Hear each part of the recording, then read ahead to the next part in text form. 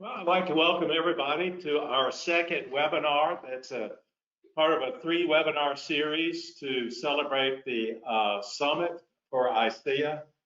The summit is our annual meeting, and clearly with the COVID situation, we could not do it in person. So we've been very happy to organize this set of 3 webinars. Today, we're talking about the importance of case studies in statistical engineering.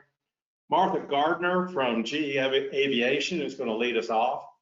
And Martha just recently received the QMP division of QMP section of ASA's Jerry Hahn Award. So this is a nice way to introduce Martha. She's been in charge of our case studies. So Martha, why don't you take over, please? Sure. Thank you very much, Jeff. And very excited to be here to talk about the importance of case studies in statistical engineering. So just a little bit about my background. I've been with GE for over 20 years. I was at our research headquarters for over 20, and then I've been at aviation for about 2. I'm currently the chief engineer for quality for GE Aviation. And over the course of my career, I've been very involved in curriculum and content development for different industrial learning programs as part of my role. So these have been things related to statistics, quality, and innovation methods. Very much Six Sigma related, both DMAIC and DFSS designed for Six Sigma, but also some around reliability programs. And then more recently, I developed an analytics engineer certification program that's used across GE. I don't own that anymore since I came to aviation, but it still exists.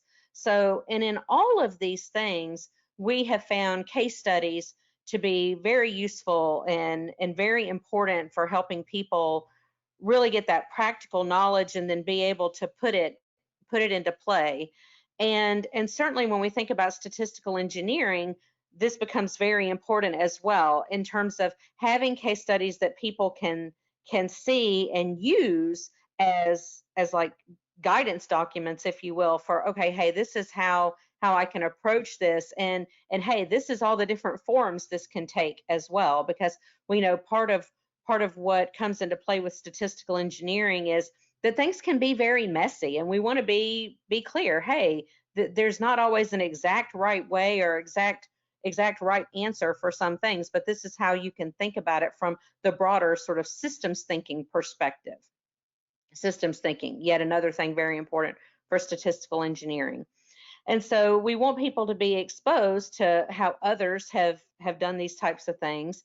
But then also, as we think about, okay, how do we like train people to be able to do this? This is why I think, this webinar series is so important, is because what you'll hear after me is, how people are using this in like educational settings. So even taking it back to, say, at the college level, and how do we get these skills and these thought processes in students' hands so they then come to people like me in industry and already have an excellent foundation in this. Now, in terms of how I've always thought about how you develop programs like this, I mean, from the perspective of learning objectives, the framework that I have always used is Bloom's taxonomy. So I'm sure that many of you are familiar with this.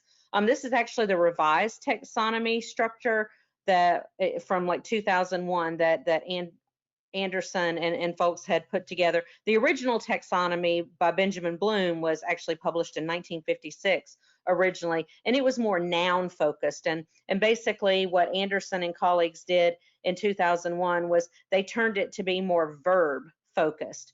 And we've certainly used this extensively within GE when we think about any sort of our educational programs for our employees. So it really starts with, what we tend to think of at the bottom here is, okay, how do we make employees aware of the topics that they need to be aware of? And this is the things around remembering and then understanding. And then as we start moving up the taxonomy, then we start thinking about, okay, now how do we move people from just being aware of things to being practitioners of those things. So being able to use, whether it's methods, tools, whatever, but becoming practitioners of that. And then at the top of this, and we structure it as a pyramid too. We say at the top of the pyramid is our experts. And as we move up into the experts, these are the people that are, say, reviewing other people's projects. So if I think about it like in a Six Sigma structure, it would sort of be like, a green belt would be at the bottom, the remember and understanding, and then we would have the black belts that move into the applying and analyzing, and some into the evaluating as well. And then like our master black belts that would be the ones who are evaluating, but then also creating the new things. Like, okay, what are the new approaches we should be bringing in? What are always trying to make sure we stay at the state of the art, of what's going on, and also creating new things as well. So we have used this structure for many of our educational programs that we have. Now, in terms of case studies, where we have found these to be of great use has been when we're really focused on that practitioner level. So if we go back and look here, that's this like going from like understanding to applying and to analyzing. This middle section here is where we have found these to be very useful. And we've done it in a few different ways. And so, one way that we've done this is we have, like, say, a structured curriculum. And as the students are moving through that curriculum, they are also working on a case study. So we certainly have found that hands-on activities are by far the best way for our, now of course we have adult learners, right? So, but everyone really likes like the hands-on activities. So as we're moving through a curriculum, we'll certainly have, like, say, exercises, if you will. But what we found is having that case study that really brings that like thread that goes through the entire curriculum to show how it all ties together. Because at the end of the day, it's that tying together that's very important. We need people to be able to use whatever they're learning and training. So let's say it's Six Sigma, how do I use this on an actual project? And if they've done a case study that was actually structured as a project, then that's very useful. So that's the first thing. So certainly in our problem solving based training, we have a case study that's split into steps. It will be instructor led. A lot of times it's with teams that they're working on, and they're taking it through the curriculum. Now, if we look at some of our other curriculums, like say our analytics engineer curriculums, that's a completely different structure, because people are doing that program using online classes. I mean, in fact, there's like a catalog of classes, and then they pick from the catalog, just like you might have at a university where, a department, say, has, classes that are, say, foundational, and then electives. We sort of have it structured sort of like that. I mean, although it's really more like electives, but they have to pick from lists and stuff. And so everyone has like the different content and things like that they're using. And actually, as part of many of those classes, they work on case studies as they're going through that. That's all dependent on the class. But then what we require is that they demonstrate, that knowledge by doing a GE case study.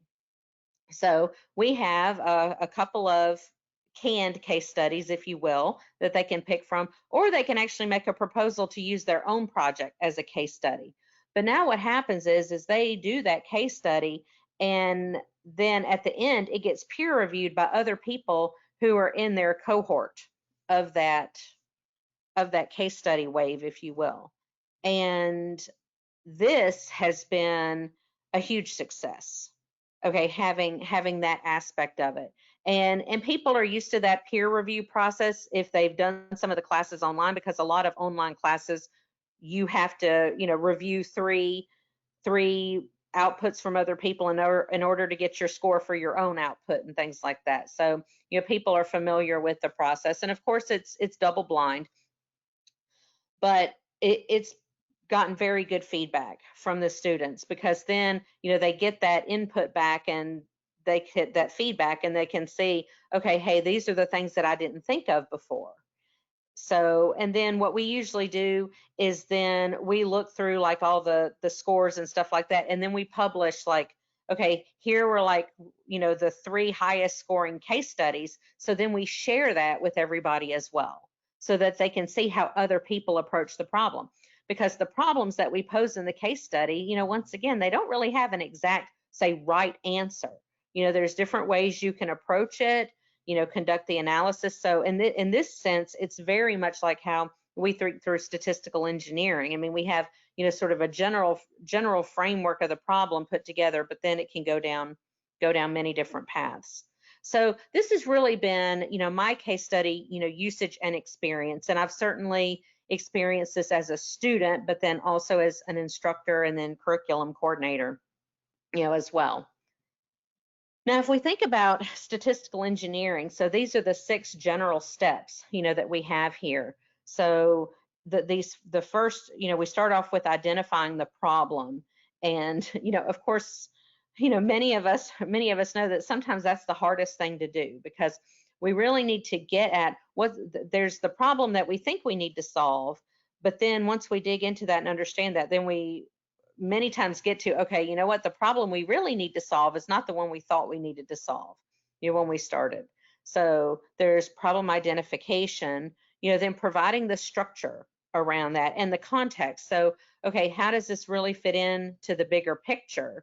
And then once you have all of that pulled together, which can be very messy, by the way, is then say, okay, now what's the strategy for now how we're going to sort through this and then get to a solution. Then we get into developing and executing tactics. That's the typical, say statistical aspect of this, is really as you get like number 4 and 5. And then of course identifying and deploying whatever the final solution is. So, if I look at, things that I've worked on in the past, I had, a number of projects where, we started out thinking that the problem was one thing, then it actually turned out, oh, you know what, actually that's not how the business works. That's not actually going to make money the way that we thought it was going to make money. And then it takes us down different paths. So how this, I think of this tying into the taxonomy. I mean, like I said, when we think about our typical, applied statistics sorts of things, then, that's down around like, steps 4 and 5. And in some sense, that's like when we think about the taxonomy, the understanding and remembering part. I mean, but to me, that's a foundation. You need to have a strong foundation, in that part of it, so that you can make the right decisions as you get to that part. As then we go up and start getting to the top, that top part is where people, I think, need a lot of practice. Okay, and this is where case studies can be very helpful in showing you, how other people have dealt with this, not very clear problem definition, and then how they get it down into something that can be tackled. So there's a lot of practice that's needed, up at like steps 1 and 2. And then as we go into like understanding the context and especially developing that strategy, is there are, new approaches and new things that are coming all the time. So, in some sense, I think of there's a lot of continual skills development that has to happen there as well. So really at the end of the day, what case studies really help you do is accelerate progress up this pyramid. So you can take it pretty quickly from just this remembering and understanding, up into the applying and analyzing by using case studies. So this is why it's very important, in a lot of the things that I've done, with our employees, but, certainly for statistical engineering from the broader sense, as well as really helping people get into that sort of front end structure faster and being able to think through it more clearly. So one of the things that we've been doing as a case study committee is, so certainly there have been many case studies that have been presented like at past, ISEA summits and things like that. But we're starting to pull together those, really in a more like, say, report sort of format, say, versus PowerPoint. And we've got the first couple of those that are published on the website now as of last month. And one of those was one of the talks that was at the webinar last time. So I believe those webinars also were recorded, so you can go into your ISEA website and then be able to view those. And you can also, the case studies are right there on the front page as well. We've got a few more that are in progress. So I'm very from, different industries and, different like technical topics, but yet still all have this, very strong statistical engineering flavor to them. So I highly encourage you to go out on the website and take a look at those. Take a look at those things and, then, think about the content and ask questions and get engaged in the discussion and certainly join ISEA if you haven't already. Thank you. Thank you, Martha. That was wonderful. Very nice overview of why we need case studies. We've got time for a few questions. Sherry, do we have some questions that we can pass forward to Martha? No questions have been written in, except what is Martha's job title?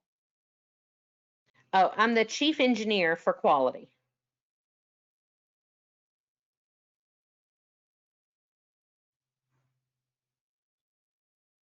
Okay, so at GE, Kevin. At GE Aviation.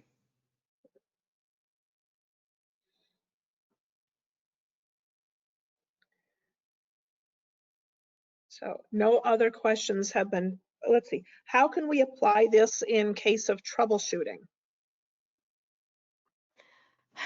Yeah, so, I mean, in general, when I think about like problem solving, at a high level, I usually think of it like in three different buckets. So, you still need to go through your like sort of problem identification, those sorts of things.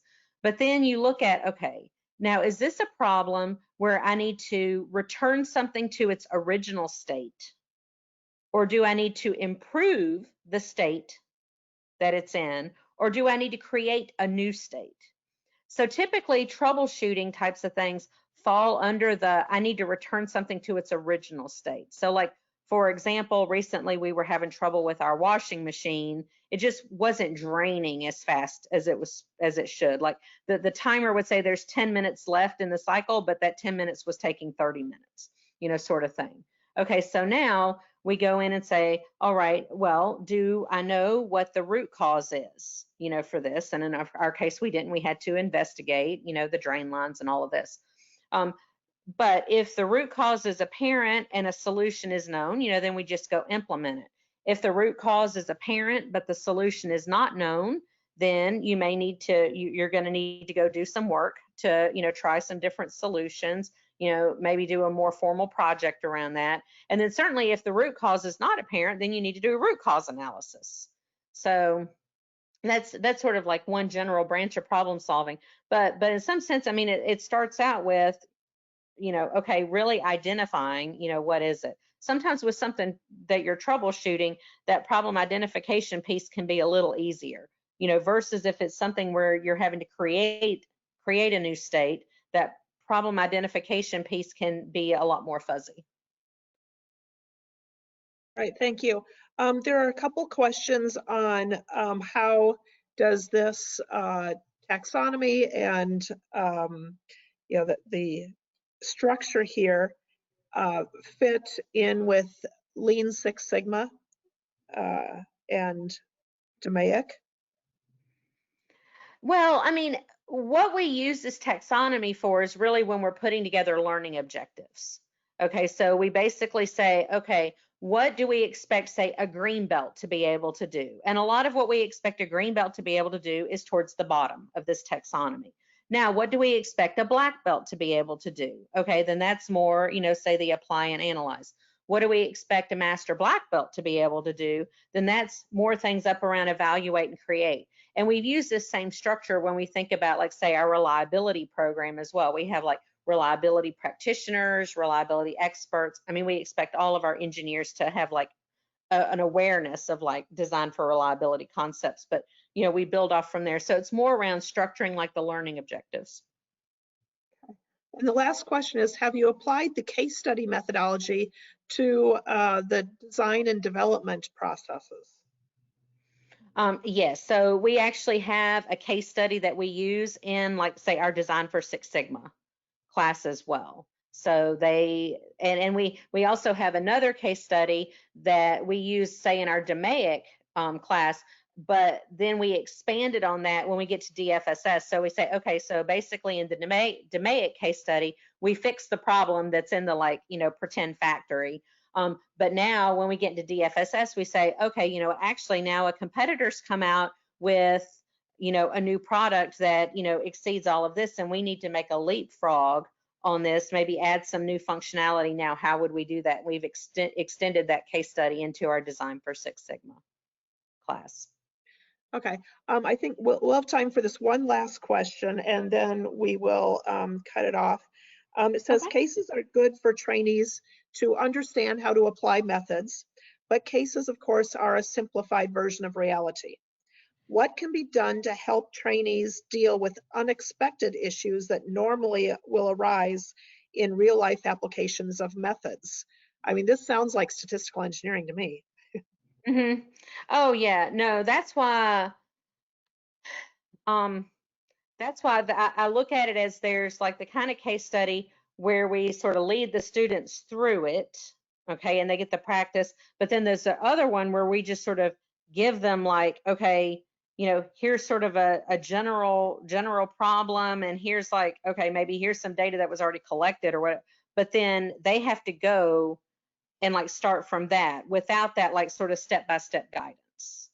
And so that's more what we do on the analytics side. I mean, you know, certainly they can ask questions, but if they're using their own problem for their case study, you know, then, you know, they, you know, will reach out, you know, say for some mentorship and stuff like that. But but of course, the reason that works as a case study is we put a time limit on it. We say, you know, no, you have to turn this in, you know, in X amount of time. So in that case, it's really about having that mentorship, you know, to help them through it as needed. Thank you. I'm going to send this back to Jeff to transition over to our next speaker. Thank you again, Martha. You did a wonderful job. We very much appreciate it.